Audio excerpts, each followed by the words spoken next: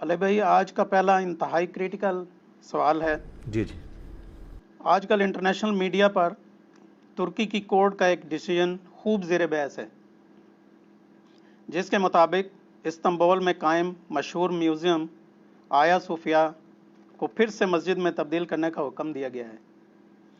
ترکی کے موجودہ president Tayyip Erdogan نے بھی اس عدالتی حکم پر عمل درآمد کا عندیہ دیا ہے۔ چنانچہ یونیسکو کی جانب سے اس اقدام کی مذمت کی گئی ہے، اور مسلم علماء میں اس حوالے سے متضاد آراء پائی جاتی ہیں۔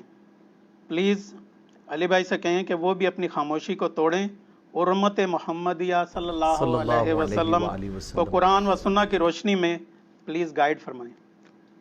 دیکھیں جی، اس طرح کے جو سینسٹیو ٹاپکس ہوتے ہیں نا جی، اس میں اگر جذباتی ڈاکٹرن کو دیکھا جائے تو بات کرنا بہت آسان ہوتی ہے، اور اگر علمی ڈاکٹرن کے اوپر بات کی جائے تو عموماً عوام الناس کو وہ بات بری لگتی ہے، کیونکہ ہمارا مزاج ہی علمی نہیں ہے، جذباتی ہے۔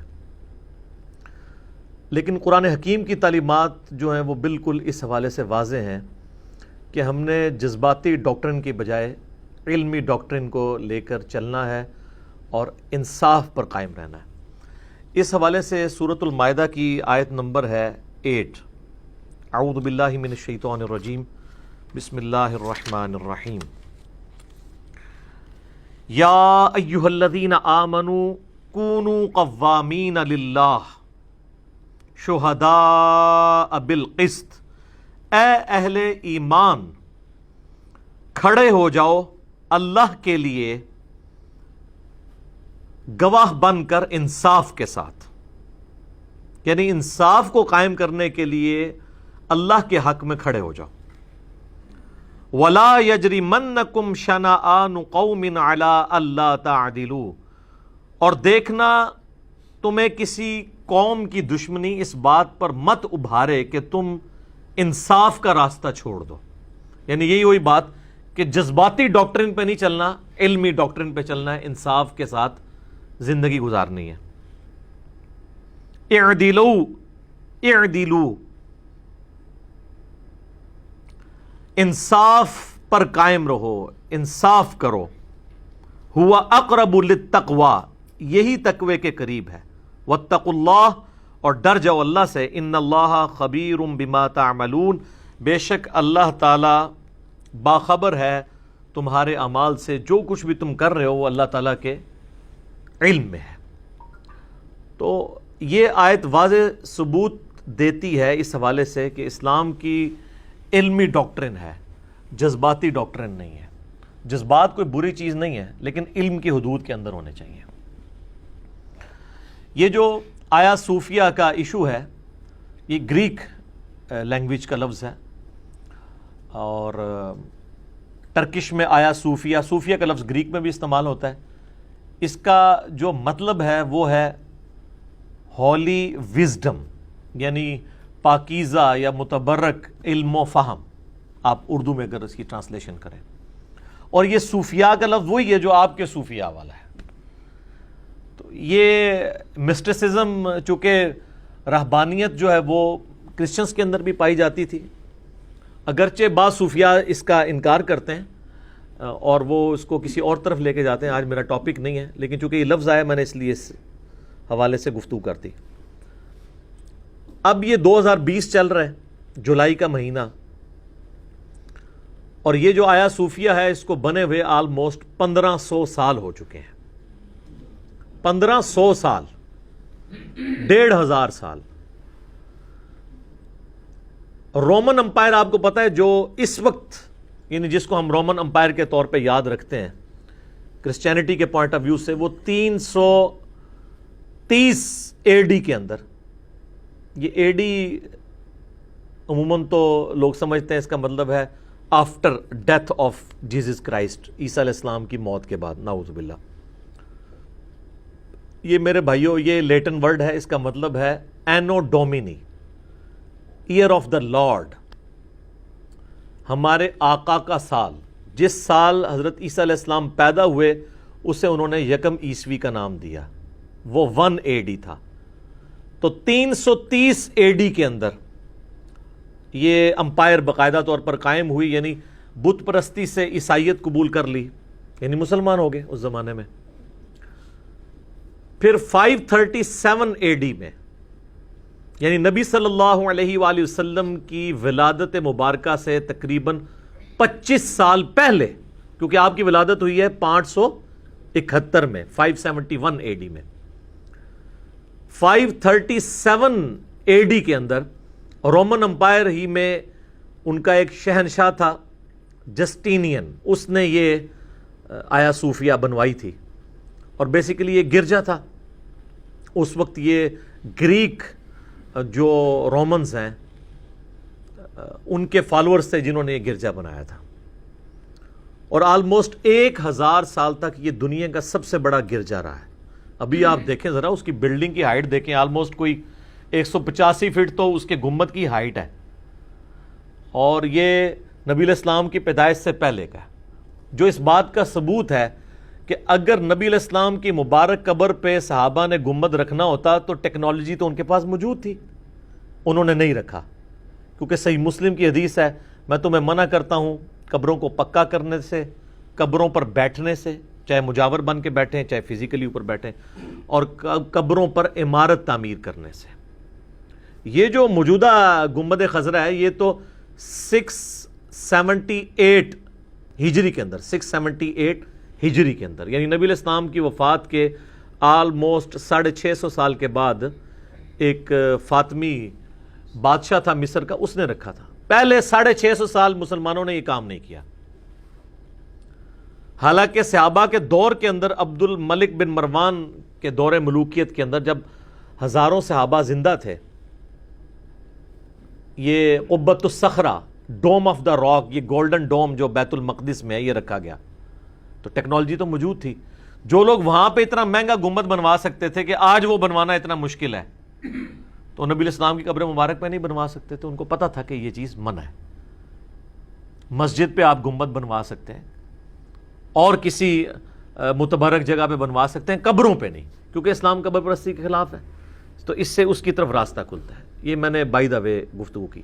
تو یہ آیا صوفیہ جو ہے ایک بہت بڑی بلڈنگ انہوں نے گرجے کی فارم میں تعمیر کی، اور وہ شہر جو ہے وہ ان کا جو بادشاہ تھا کانسٹنٹائن II، اسی کے نام کے اوپر اس شہر کا نام بھی رکھا گیا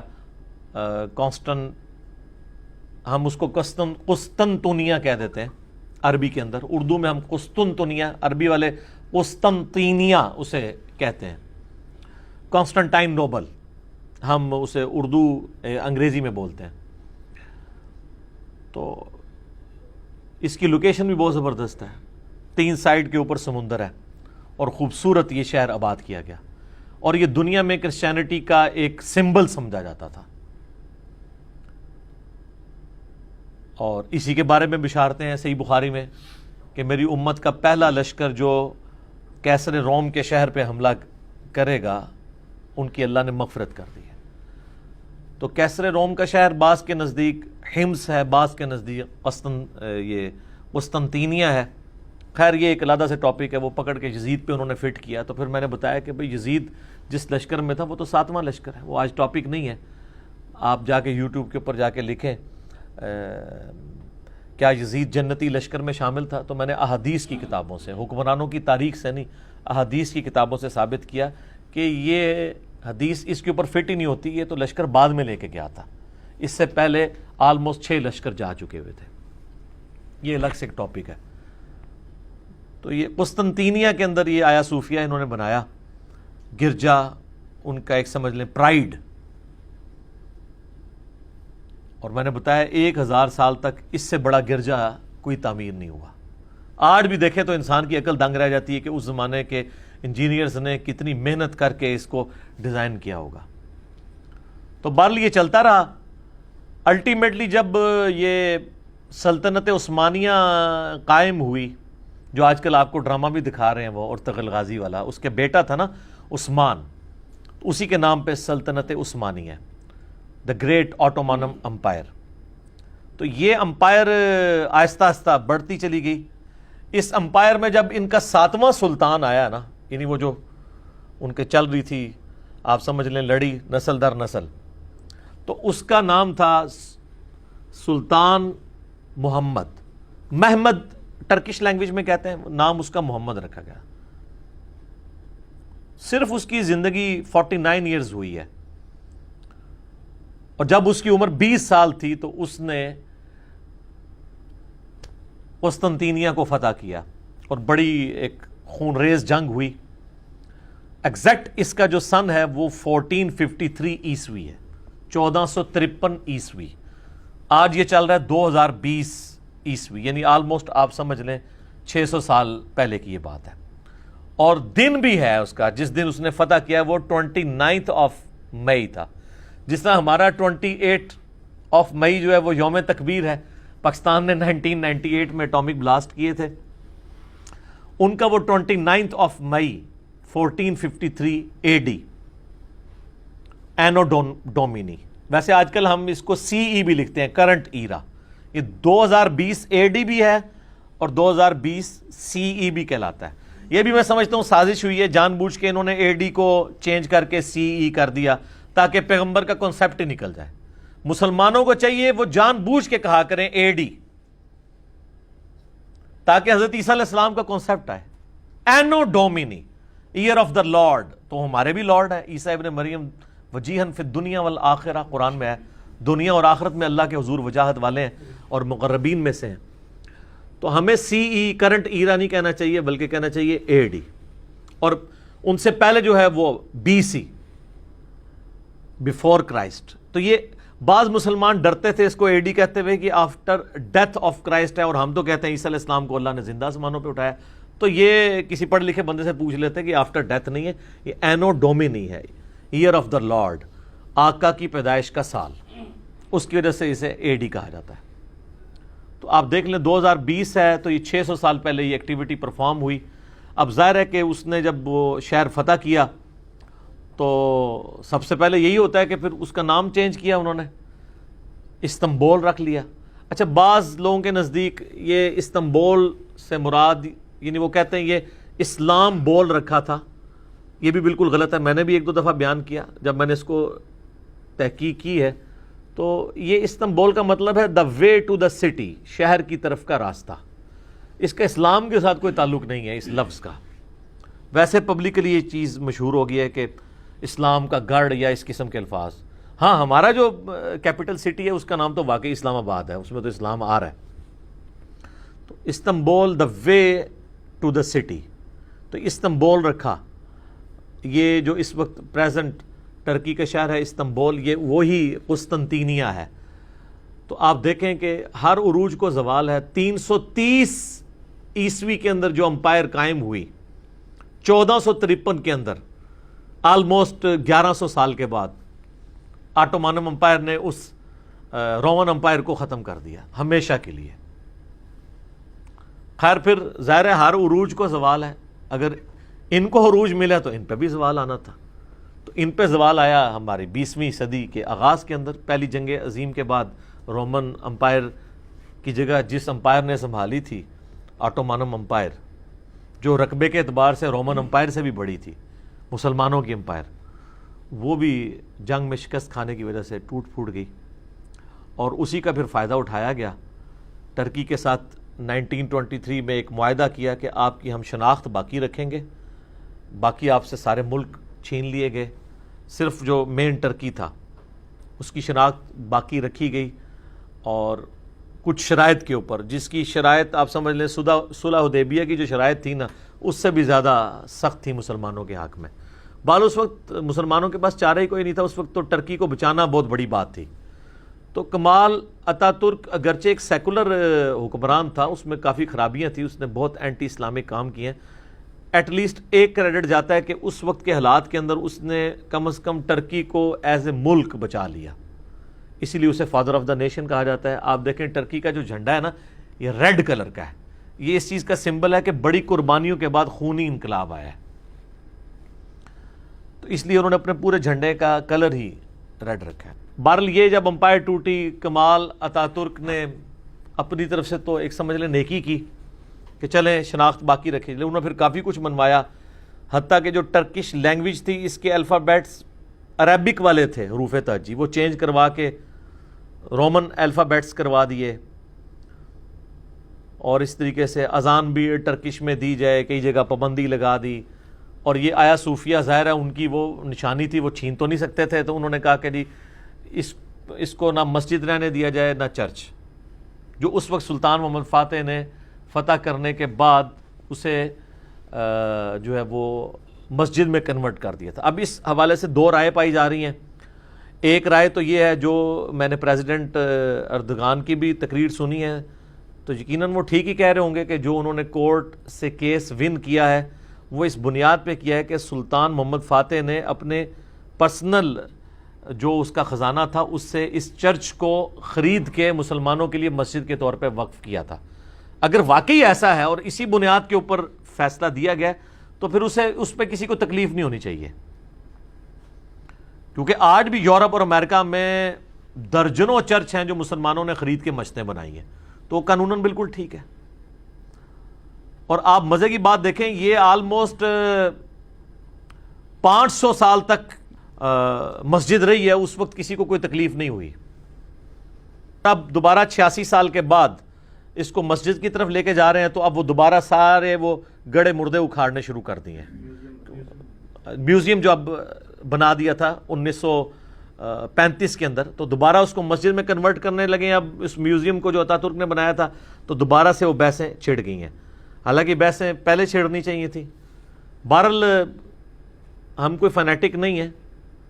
اگر تو اس نے ذاتی طور پہ خریدا تھا سلطان محمد فاتح نے تو بہت اچھا کام کیا، لیکن اگر اس نے اس کو اپنے زیر تصرف علاقے کو سمجھتے ہوئے زبردستی چرچ کو مسجد میں کنورٹ کیا ہے، کرسچنز کی مرضی کے برخلاف، جو وہاں رہنے والے کرسچن تھے، پھر غلط کیا ہے. اگر زیادہ وہاں پہ کرسچن آباد تھے اور ان سے زبردستی لیا، اسلام اس چیز کی اجازت نہیں دیتا. میں اس کو ٹیکنیکلی بعد میں ڈسکس کروں گا، اس میں جذباتی ہونے کی ضرورت نہیں ہے. یہ علم کی دنیا ہے، اس میں علمی گفتگو ہونی چاہیے. اور جس طرح کہ کورٹ کا ڈیسیژن ہے، اور طیب اردگان حفظہ اللہ تعالی وہ کہہ رہے ہیں کہ یہ خریدا گیا تھا، یہ اس کی ذاتی پراپرٹی تھی، تو مسجد میں اس کو کنورٹ کیا گیا، اس کی وصیت تھی. تو چونکہ اتا ترک نے یہ اس کو چینج کیا، میوزیم بنایا، اس نے غلط کام کیا تھا، تو اس کے خلاف کورٹ نے ڈیسیژن دیا ہے، پھر تو بات بالکل ٹھیک ہے. اور جان کے مان پاؤں تو عرض کروں کہ یہ ٹرکی کی کورٹس کو سلام ہے کہ فادر آف دا نیشن ہے، اس کے ڈیسیژن کو وہ کہہ رہے ہیں غلط ہے. آپ کی عدالتوں کی جرت ہے کہ محمد علی جناح یا ڈاکٹر اقبال کی کسی غلطی کو غلطی کہہ دیں. یہی درجہ ہے نا وہاں پہ اتا ترک کا. ان کے نوٹوں کے اوپر تصویر ہے، ہر سرکاری دفتر کے اندر بڑی تصویر جس طرح ہماری لگی ہوتی ہے محمد علی جناح کی، وہاں پہ کمال اتا ترک کی لگی ہوتی ہے، بلکہ سٹیچو بنے ہوئے ہیں پورے ملک کے اندر اس کے. لیکن کورٹس نے ڈیسیژن اس کے خلاف کر دیا کہ جی فادر آف نیشن ہوگا، لیکن یہ اس کا ڈیسیژن غلط تھا. تو یہ جرت کو سلام ہے. یہاں تو سٹنگ پرائم منسٹر کے خلاف ڈیسیژن دینا کورٹس کے لیے مشکل ہو جاتا ہے. ہاں جب کسی ایک ان کے اپنے مفادات وابستہ ہوں وہ علیحدہ بات ہے، اللہ ماشاء اللہ میں ساری کورٹس کی نہیں بات کرتا، تو انہیں عدالت کا نوٹس ہی نہ آ جائے ہمارے اوپر. تو اسی طریقے سے کسی سٹنگ جو ہے وہ ادارے کے سربراہ کے اوپر کرنا آلموسٹ امپاسبل ہے. تو اس اعتبار سے وہاں کی عدالتیں آزاد ہیں. اس سے سبق یہاں کے لوگوں کو بھی سیکھنا چاہیے کہ انہوں نے لحاظ نہیں کیا. اگر فادر آف دا نیشن کے خلاف ڈیسیژن ہو گیا پھر تو باقی تو کسی ادارے کا سربراہ تو کوئی شاہی نہیں بچتا اس کے مقابلے پہ. تو یہ ڈیسیژن انہوں نے جو کیا، اس کے بعد پھر طیب اردگان نے کہا کہ جی اب میں اس ڈیسیژن کو ایگزیکیوٹ کروں گا. انہوں نے 24 جولائی والا جمعہ بھی وہاں آپ کو پتہ ہے پڑھایا ہے، بلکہ وہ خود انہوں نے تلاوت بھی کی وہاں پہ اور آیا صوفیہ کے اندر. اور لوگ ایک دو دن پہلے ہی آگے وہاں انہوں نے صفیں بچھا لی تھیں. ظاہر ہے وہ ایک اعزاز سمجھ رہے تھے کہ جی ہم یہاں پہ نماز ادا کریں گے. تو اب مجھے ویسے سمجھ نہیں آ رہی ہے کہ طیب اردگان نے ساتھ یہ بھی اعلان کیا ہے کہ جی ہم جو ٹورسٹ کا سلسلہ ہے وہ نہیں روکیں گے، کیونکہ آپ کو پتہ ہے کہ ٹرکی میں ہر سال آیا صوفیہ کو دیکھنے کے لیے 30 لاکھ ٹورسٹ آتے ہیں. 30 لاکھ ٹورسٹ آتے ہیں. ٹرکی کی جو ٹورزم سے کمائی ہے نا اس کا 25% آیا صوفیہ کی وجہ سے ہے. تو ظاہر یہ کمائی تو وہ ضائع نہیں کر سکتے نا. تو اس لیے اس نے اناؤنسمنٹ کیا ہے کہ غیر مسلموں کو بھی آنے کی اجازت ہے. ظاہر گرجا تو تھا نا, اور وہ انہوں نے وہ جو میوزیم بنا ہوا تھا اس کے میں وہ کہہ رہے ہیں جو تصویریں لگی ہوئی ہیں جیزس کرائسٹ کی یا باقی وہ اسی طریقے سے رہیں گی. مسلمانوں نے بھی اپنے وہاں پہ یعنی اللہ, محمد صلی اللہ علیہ وآلہ وسلم, ابو بکر, عمر, عثمان, علی, حسن, حسین, یہ 6 انہوں نے نا 8 نام, وہ 8 کونے بن رہے تھے نا, تو 8 کونوں پہ انہوں نے 8 نام لکھ کے لگا دیے ہیں. یعنی اللہ, محمد اور 4 خلفاء کے نام 6 اور 2 سیدنا حسن اور حسین علیہم السلام اجمعین, ان کے نام لکھ کے لگائے ہیں.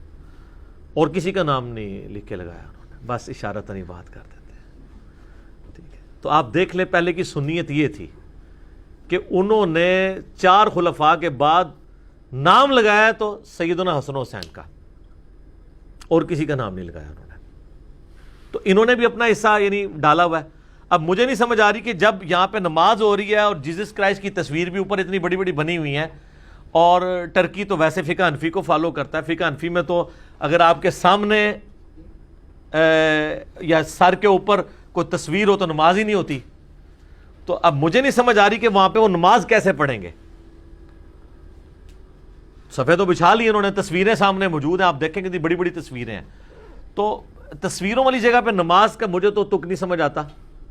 اور جب کہ 14 جو ان کے ایمپرر تھے سلطان ٹرکی کے, سلطان احمد نام تھا ان کا, وہ سلطان محمد فاتح سے آلموسٹ 200 سال بعد آئے ہیں. انہوں نے نا آیا صوفیہ کے بالکل قریب ایک مسجد بنوا دی ہے بلیو ماسک کے نام سے. اکثر لوگ اس کو آیا صوفیہ سمجھ رہے ہوتے ہیں, وہ آیا صوفیہ سے بھی بڑی ہے اور بہت خوبصورت ہے, لیٹسٹ ٹیکنالوجی اس کے مقابلے پہ بنوائی ہے. تو مسجد بنوانا ہی اس چیز کی طرف اندیا تھا کہ مسجد جب بن گئی ہے تو آیا صوفیہ کے اندر نماز کی پھر ضرورت, اب چپے چپے پہ تو مسجدیں نہیں بنانی ہے. جس طرح آپ بیت المقدس میں دیکھ لیں کہ سیدنا عمر فاروق رضی اللہ تعالیٰ عنہ نے جب بیت المقدس فتح کیا ہے,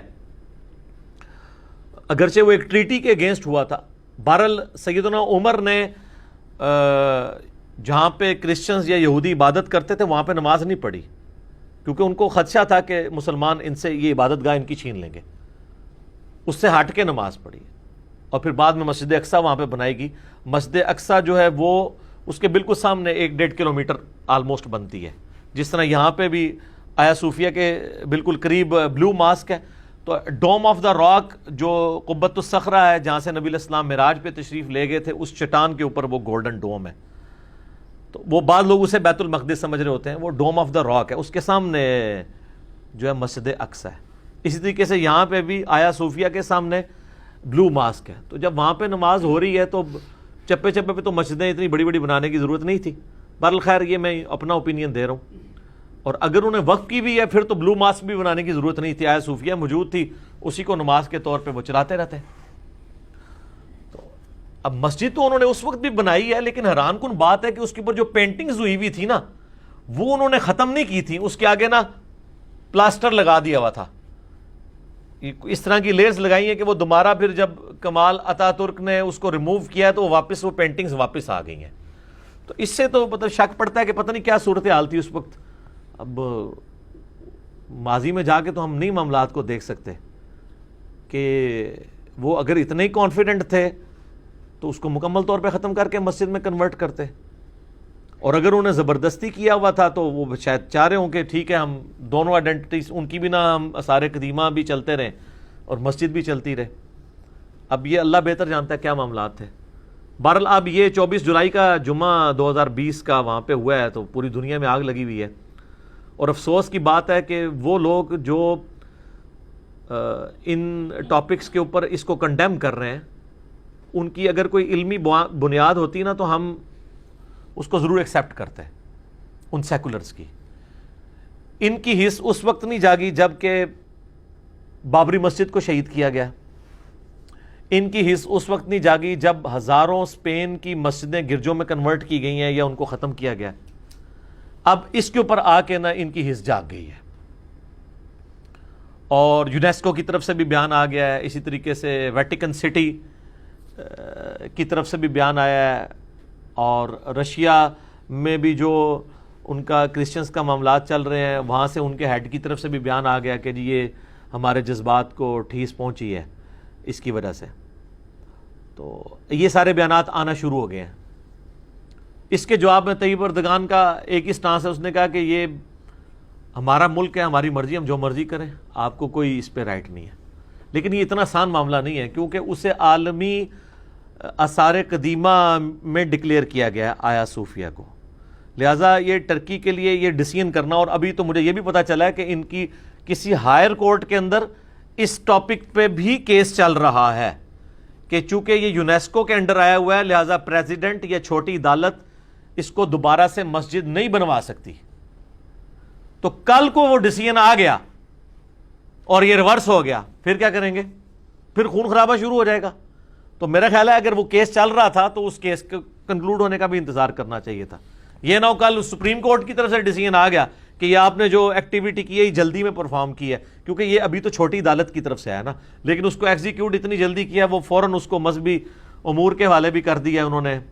اور خود بھی طیب اردگان صاحب، ان کے تو اخلاص میں شک نہیں ہے ہمیں، ظاہر ہے کہ انہوں نے تو اپنی ایک مسلمانی شو کی ہے اس حوالے سے، لیکن اس کو پولیٹیکلی بھی دیکھنے کی ضرورت ہے. ویسے بھی ابھی 3 سال باقی ہیں. آپ کو پتا 24 جولائی کو ہی معاہدہ ہوا تھا 1923 کے اندر. یہ جان بوجھ کے انہوں نے ڈیٹ بھی 24 جولائی کی رکھی ہے، جو جمعہ پڑھایا نا وہ ربو ہی 24 جولائی کو جمعہ آ گیا. تو 24 جولائی 2023 کو یہ 100 سالہ معاہدہ جو ہوا تھا نا، جو ٹرکی کے اوپر پابندیاں لگائی گئی تھی، وہ انشاءاللہ تعالی ختم ہوگا تو اکنومیکلی ٹرکی کو کئی فائدے ہوں گے. تو ابھی 3 سال پڑے ہیں، 3 سال میں یہ کچھ بھی گیم کو تل پٹ کر سکتے ہیں. اس لیے اگریسو ہونے کی بجائے علمی طریقے سے معاملات کو لے کے چلنے کی ضرورت ہے، اور کوئی بھی اس طرح کا افینسو اقدام نہیں ہونا چاہیے کہ جس کی وجہ سے بعد میں نقصان ہو یا آپ کو کوئی اور چیزیں بھگتنی پڑ جائیں. ہر اینگل سے ان چیزوں کو دیکھنے کی ضرورت ہے. باقی علماء جو مختلف قسم کی آراء اپنے سامنے رکھ رہے ہیں تو وہ ہر بندے کی سوچ کا زاویہ ڈیفرنٹ ہے. اگر آپ کتاب و سنت کی روشنی میں دیکھیں تو ایک بنیادی بات آپ سمجھ لیں کہ اسلام میں قطعاً اس چیز کی اجازت نہیں ہے کہ اگر آپ کسی غیر مسلم ملک پہ قبضہ کر لیتے ہیں جنگ کے ذریعے تو آپ وہاں کے گرجوں کو یا عبادت گاہوں کو توڑ کے مسجدوں میں کنورٹ کر دیں. اس حوالے سے ڈاکٹر ذاکر نائک حفظہ اللہ تعالی نے بھی اپنی ریکارڈنگ کروائی ہے اور بڑے جذباتی انداز میں انہوں نے گفتگو اس میں کی ہے ٹرکی کے اس ڈیسیژن کے حق میں. اور انہوں نے ان علماء کو جن میں top of the list Javed Ahmad Ghamidi صاحب ہیں، بغیر نام لیے ہوئے انہوں نے کنڈیم کیا ہے جو یہ کہہ رہے ہیں کہ اس معاملے میں جلد، بلکہ غامدی صاحب نے تو بڑی دلیری کی ہے. انہوں نے کہا اگر سلطان محمد فاتح نے بھی یہ کیا تھا تو وہ کوئی دلیل نہیں ہے، ان کو بھی کتاب و سنت کو دیکھنا چاہیے تھا. تو غامدی صاحب تو آپ کو پتہ ہے جو جس چیز کو صحیح سمجھتے ہیں وہ تو کہتے ہیں بھائی علم کے میدان میں جذبات کی کوئی حیثیت نہیں ہے. تو وہ ڈاکٹر ذاکر نائک نے کہا نہیں جی بخاری مسلم میں کئی احادیث ہیں کہ نبی الاسلام نے اپنے مبارک زمانے کے اندر جو ہے وہ بت قدے توڑوائے ہیں. اور اس میں انہوں نے بخاری مسلم سے ایک مشہور حدیث جو سیدنا جریر بن عبداللہ رضی اللہ تعالیٰ عنہ کو 150 کے لشکر کے ساتھ نبی الاسلام نے روانہ کیا تھا، اور ایک بہت بڑا بت قدا تھا عرب میں جس کو توڑوایا تھا. اس کے علاوہ بھی اور ایک ہیں، سیدنا علی کو، خالد بن ولید کو بھی مختلف جگہ بھیجا، اور وہ انہوں نے مثالیں پیش کی. حالانکہ یہ مثالیں آؤٹ آف کانٹیکسٹ ہیں.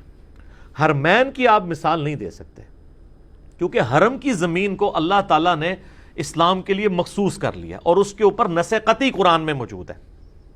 سورہ التوبہ پڑھ کے دیکھیں سر، سورہ التوبہ کے اندر اللہ تعالیٰ نے واضح اعلان کیا ہے کہ مشرکین عرب کے لیے 4 مہینے کا ٹائم ہے، یا تو عرب کی سرزمین چھوڑ کے چلے جائیں یا اسلام قبول کریں، ورنہ ان پہ عذاب استیصال آئے گا، ان کو قتل کیا جائے گا.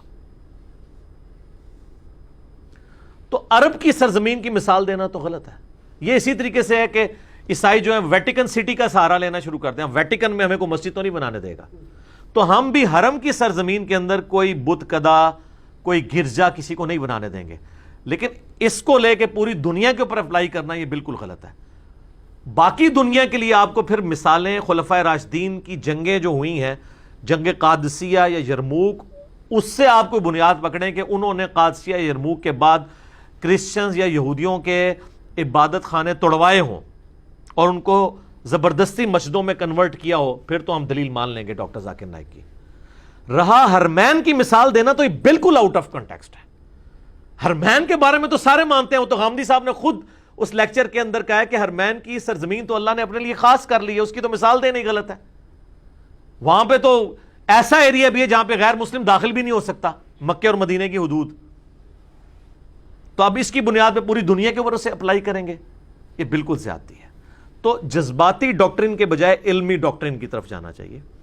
قرآن حکیم نے بالکل واضح اس حوالے سے ایک فتویٰ دیا ہوا ہے، سورۃ الحج کی آیت نمبر 40 ہے۔ یہی آیت ڈاکٹر ذاکر نائک نے بھی ڈسکس کی ہے، غامدی صاحب نے بھی ڈسکس کی ہے، لیکن آپ لوگ خود بھی ذرا پڑھ کے دیکھیں کہ اس میں اسلام کا مزاج بیان کیا جا رہا ہے۔ اب اس مزاج میں جو باتیں بیٹھیں گی وہ ایکسیپٹیبل ہوں گی، جو نہیں بیٹھیں گی وہ نہیں ایکسیپٹیبل ہوں گی۔ قرآن کی اس نص قطعی والی آیت کو بخاری مسلم کی ان احادیث سے آپ غلط رنگ نہیں دے سکتے جس میں نبی علیہ السلام نے حرمین کی سرزمین کے اندر بتوں کو توڑوایا یا کافروں کے عبادت خانے ختم کروائے ہیں۔ وہ تو اللہ کی وحی کی تائید کے ساتھ تھا، وہ تو مسجد بھی توڑوا دی ہے۔ سورہ توبہ میں یہ ہے مسجد درار، اس کا نام ہی اللہ نے درار رکھ دیا، اردو میں ہم زرار کہتے ہیں، ضرر پہنچانے والی، اسلام کو ضرر پہنچانے والی۔ منافقین نے بنائی تھی جب نبی علیہ السلام غزوہ تبوک پہ گئے تھے، پیچھے سے انہوں نے یہ کیا، تو اللہ نے کہا کہ آپ نے اس مسجد میں کھڑا بھی نہیں ہونا، نبی علیہ السلام کو حکم دیا۔ اب مسجد درار کی مثال لے کر خدا نہ خواستہ اگر یہ معاملات شروع ہو گئے تو میرے بھائی بریلویوں نے اہل حدیث کی کوئی مسجد نہیں رہنے دینی۔ وہ سمجھتے ہیں کہ ان کی مسجدیں درار ہیں، کیونکہ جب اس وقت میں فکر کوئی وہ کافر سمجھتے ہیں، گستاخ رسول سمجھتے ہیں، گستاخ رسول کا مطلب کافر ہی ہے نا۔ بریلوی دیوبندیوں کی مسجد کو درار سمجھیں گے، دیوبندی بریلویوں کی مسجد کو درار سمجھیں گے، سنی شیعہ کی، شیعہ سنی کی۔ اور اگر کوئی کہتا ہے نا کہ میں یعنی خام خواہ اختلاف کو ابھار رہا ہوں، نہیں سر، میرے سے پہلے سب کچھ ہوا ہے۔ اعلیٰ حضرت سے میں نے گن پوائنٹ پہ حسام الحرمین میں نے نہیں لکھوایا کہ علماء دیوبند کے کفر میں شک کرنے والا بھی کافر ہے اور یہ بالاجماع واجب القتل اور مرتد ہے۔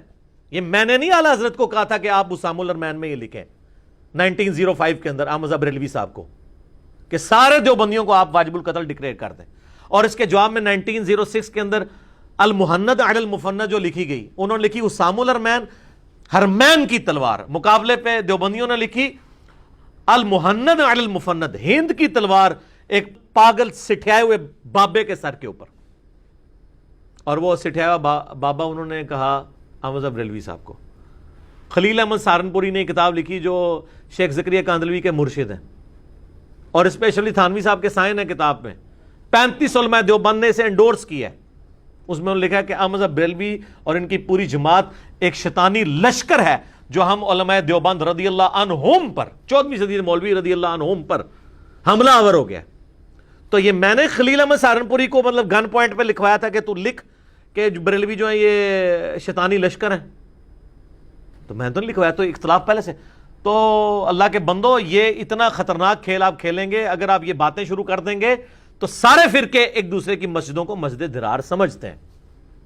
ایون یہ آپ کے پڑوسی ملک میں جب تبلیغی جماعت 2 ٹکڑے ہوئی ہے، نظام دین دہلی والا مرکز اور یہاں رائے ونڈ مرکز یہ علیحدہ ہوئے ہیں، تو آپ ذرا ان لوگوں کی تقریریں ویڈیوز رکھی ہوئی ہیں، مسجد درار والی آیات پڑھ پڑھ کے وہ لگا رہے ہیں اس کے اوپر۔ نظام دین دہلی والی مسجد سے، جو بنگلہ والی مسجد سے علیحدہ انہوں نے مرکز بامبے میں قائم کیا ہے، تو انہوں نے کہا یہ مسجد درار ہے۔ دیوبندی فرقے میں 2 مسجدیں بنی ہیں تو ایک دوسرے کو درار کہہ رہا ہے۔ دیوبندی اور بریلوی کا فرق تو زمین و آسمان سے بھی زیادہ ہے۔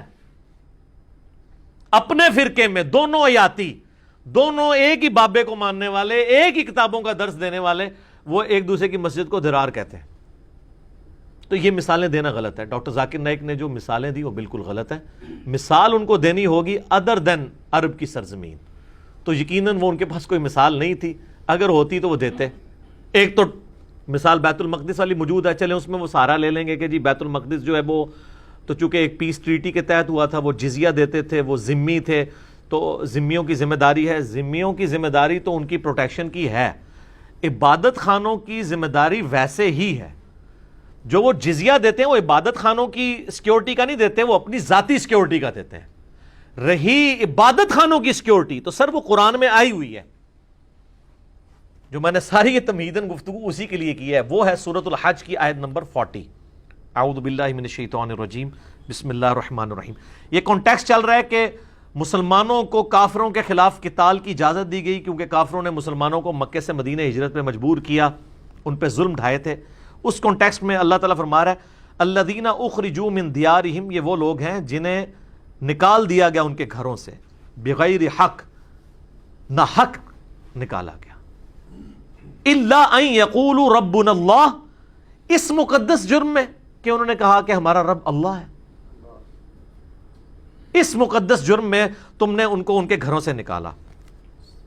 اب اللہ تعالیٰ فرما رہا ہے وَلَوْلَا دَفْعُ اللَّهِ النَّاسَ بَعْضَهُمْ بِبَعْضٍ، اگر اللہ تعالیٰ بعض لوگوں کے ذریعے بعض کو نہ ہٹاتا، یعنی جنگوں کے ذریعے ایک کا پلڑا اوپر کر کے دوسرے کا نیچا نہ کرتا، تو کیا ہوتا؟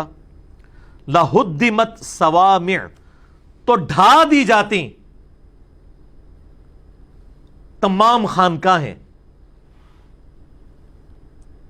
وَبِيَعٌ، اور تمام گرجے اور کلیسے، وَصَلَوَاتٍ، اور تمام معبد، یعنی وہ ساروں کا ذکر ہوا، عیسائیوں کے عبادت خانے، یہودیوں کے عبادت خانے اور خانقاہیں راہبوں کی، وَمَسَاجِدُ يُذْكَرُ فِيهَا اسْمُ اللَّهِ كَثِيرًا، اور مسجدیں بھی گرا دی جاتی جہاں پہ کثرت کے ساتھ اللہ کا ذکر کیا جاتا ہے۔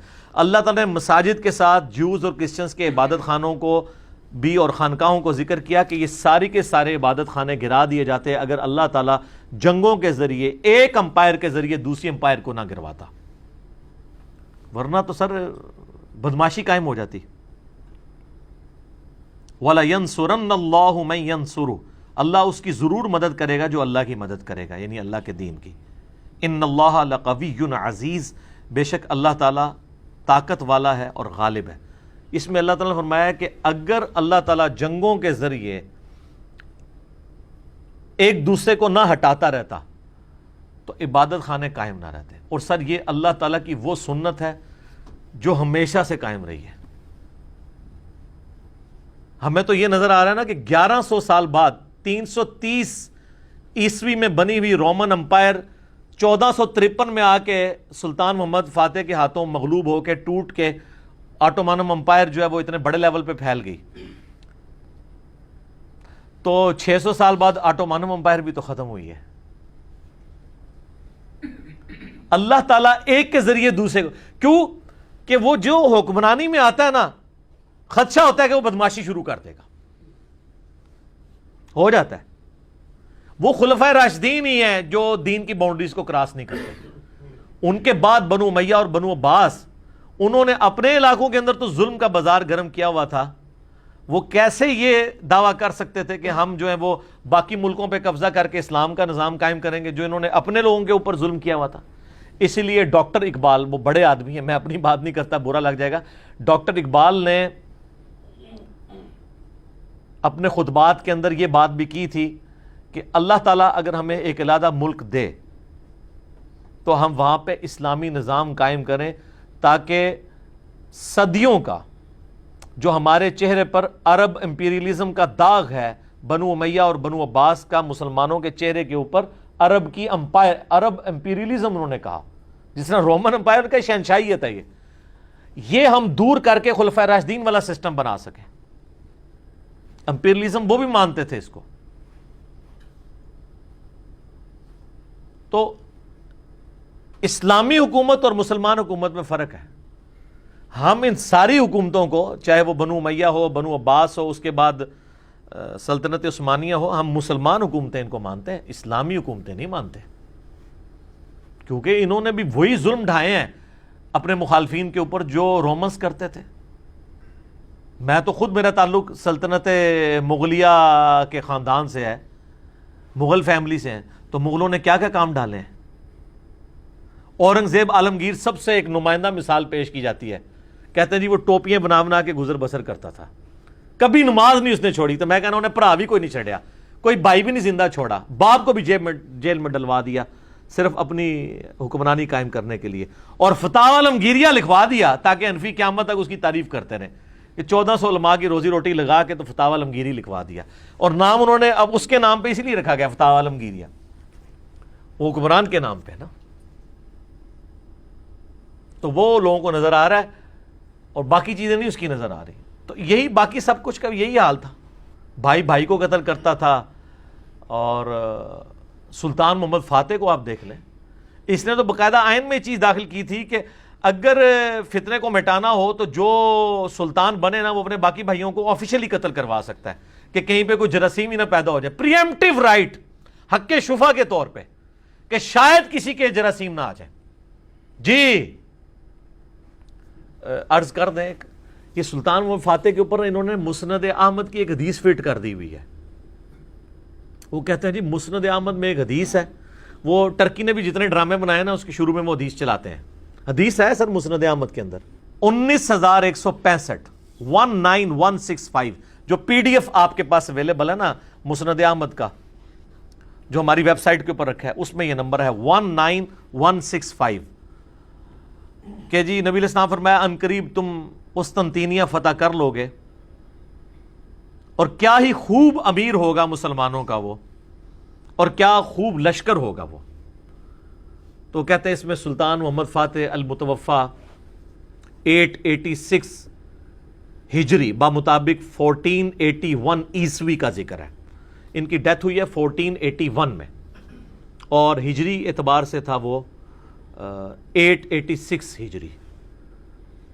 تو سر اس حدیث کے اوپر آپ اپنے حنفی عالم شعیب ارناؤت رحمہ اللہ تعالی, جنہوں نے مسند احمد کی تحکیم کی ہے, ان کا حکم دیکھ لیں. انہوں نے کہا یہ پکی ضعیف روایت ہے, اور اس کے اندر عبداللہ بن بشر وہ ضعیف راوی ہے.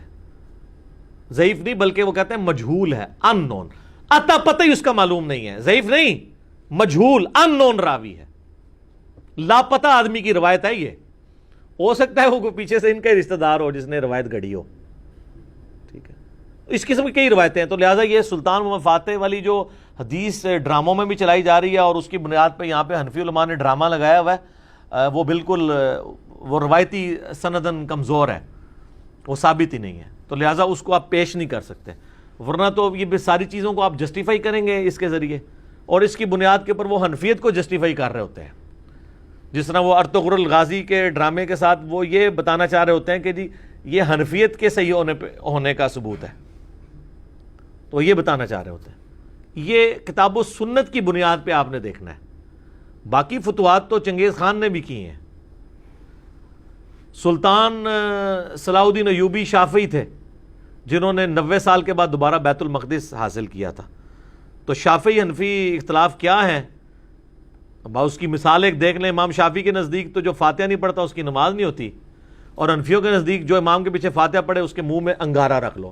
کہتے ہیں نہیں, دونوں اپنی جگہ ٹھیک ہے, دونوں جگہ ٹھیک ہے. تو جڑا نہیں پڑھتا وہ اس دے منہ بھی انگارہ رکھنا چاہیے تھا نا پھر, یعنی حنفیوں دے منہ بھی کہانیاں بنی ہوئی ہیں. اتنے سخت اختلافات, اور یعنی میں اماموں کو نعوذ باللہ برا نہیں کہہ رہا ہوں, ان کے نام پہ جنہوں نے یہ فرقہ واریت پھیلائی ہے. جیسے حضرت عیسیٰ علیہ السلام کے نام کے اوپر کرسچینٹی کے ماننے والوں نے غلط کیا, عیسیٰ ابن مریم کا کوئی قصور نہیں ہے.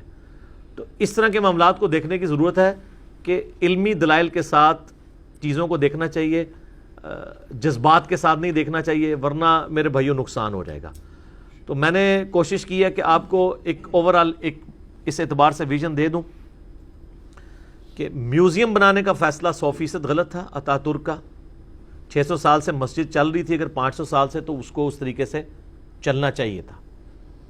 اور آج بھی اگر واقعی سلطان محمد فاتح نے اپنی ذاتی جیب سے اسے خرید کے مسجد کے لیے وقف کیا تھا اور اس کو دوبارہ مسجد میں کنورٹ کیا جاتا ہے تو اس میں بھی کوئی مسئلہ نہیں ہونا چاہیے. لیکن اس کے پولیٹیکل امپیکٹس بھی دیکھنے چاہیے, اور اس کو سپورٹیو وہ حدیث ہے بخاری اور مسلم کی. نبی علیہ السلام نے فرمایا, اے عائشہ اگر تیری قوم نئی نئی جاہلیت سے نہ پھری ہوتی تو میں خانہ کعبے کی دیواروں کو توڑ کے حتیم کو کعبے میں داخل کر کے ابراہیمی بنیادوں پہ دوبارہ کھڑا کر دیتا.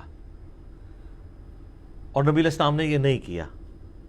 حالانکہ فالورز مسلمان تھے, آپ کے صحابہ تھے, لیکن آپ کو تھا کہ یار یہ نئے نئے بھی پھرے ہیں تو ان کے ذہن میں یہ نہ ہے کہ کعبہ ہی توڑوا دیا پیغمبر نے، اور پیغمبر ہونے کے باوجود اتنا بڑا ڈیسیژن نہیں لے سکے.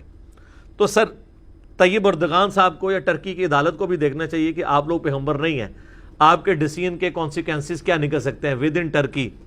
اس کو پنجابی میں ہم کہتے ہیں نا ٹھنڈی کر کے کھانی چاہیے. 3 سال پڑے ہوئے ہیں، 3 سال میں کچھ بھی کر سکتے ہیں. ایک دفعہ تو یہ کو انہوں نے کروانے کی کوشش کی ہے نا کافروں نے، تو طیب اردگان کی جان کو بھی خطرہ ہو سکتا ہے اس طرح کے افینسو ایکٹیویٹیز میں پڑھنے کی وجہ سے. 3 سال مزید صبر کر لیں، 2023 آئے تو پھر اپنے معاملات کو دیکھیں. لیکن پھر بھی میں یہ کہوں گا کہ علمی طریقے سے لے کے چلنا ہے، جذباتی ڈاکٹرن کے ساتھ نہیں لے کے چلنا، ورنہ پھر نقصان ہوتا ہے. باقی میرا تو اپنا ذاتی موقف یہی ہے کہ اگر بلیو ماسک بنی ہوئی ہے اتنی بڑی، اس کے ہوتے ہوئے یہ آیا صوفیہ کو مسجد بنانے سے کوئی بہت بڑا ایڈوانٹیج آپ نے حاصل نہیں کر دیا. ہاں سمبولک ضرور ہے کہ آپ نے ایک پوری دنیا کو میسیج دیا کہ ہاں جی ہم جناب دیکھ لو ساڈا ملک سے اسی کر کے دس دیتا جائے پھر، ٹھیک ہے.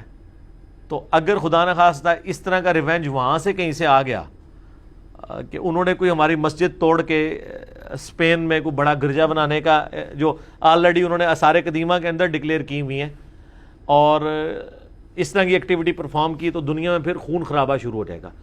تو پولیٹیکل امپیکٹس بھی دیکھنا چاہیے. اور یہ بھی یاد رکھیے گا یہ ہمارے جو علماء مختلف پرانے فتوے پیش کر رہے ہوتے ہیں نا، یہ فتوے میرے بھائی اس زمانے میں ہیں جس وقت ہم دنیا میں ڈان تھے. آج ہم ڈان نہیں ہیں، غلام ہیں. تو غلام کو اپنی حیثیت دیکھنی چاہیے، اور اس وقت ان کا سٹیٹ آف مائنڈ ہی کچھ اور ہوتا تھا جب آپ حکمران تھے. پھر تو آپ چھوٹی سی بات پہ بھی لے دے جائیں گے. تو اس لیے فتوے بھی اسی اعتبار سے لکھے جاتے تھے. فتوے کا مطلب ہی ایکسپرٹ اوپینین ہے نا، کتاب و سنت ہونا نہ ہوا. فتوے میں ہمیشہ 2 رائے ہو سکتی ہیں، لہٰذا اس معاملے میں بھی علماء کی 2 رائے ہو سکتی ہیں. جو یہ پورا اس وقت آیا صوفیہ کے حوالے سے اوپینین چل رہا ہے، میں نے بہرحال کوشش کی ہے کہ دونوں طرف کے دلائل کو کتاب و سنت کی روشنی میں دیکھوں گے کس نے کتنی بات ٹھیک کی ہے، کتنی بات غلط کی ہے، تاکہ آپ کو یہ پکچر کلیئر ہو جائے اس حوالے سے. باقی جو میں نے اس میں حق بات کی ہے وہ اللہ کی طرف سے ہے، اور اگر میرے منہ سے کوئی غلط بات نکلی ہے یا میں نے کہیں ایگزیجریشن سے کام لیا ہے یا میرے جذبات آڑے آ گئے ہیں تو وہ میرے اپنے نفس کی برائی ہے. اللہ تعالیٰ ہمارے دلوں سے اسے معاف کر دے اور حق بات کو ہمارے دلوں میں راسخ فرمائے. اور مسلمانوں کے لیے اب بہرحال یہ جو کچھ معاملات چل رہے ہیں مستقبل میں مزید بہتری آئے، اس کے کوئی غلط رزلٹ اس طرح کے نہ آئیں کہ ہمیں پھر بعد میں بھگتنے پڑیں کہ ان کی اپنی کورٹ ہی کوئی اور ڈیسیژن کر دے اور یہ معاملات اس طریقے سے چلیں. یہ ساری صورتحال تھی جو میں نے آپ کے سامنے رکھ دی. ٹھیک ہوگا جی.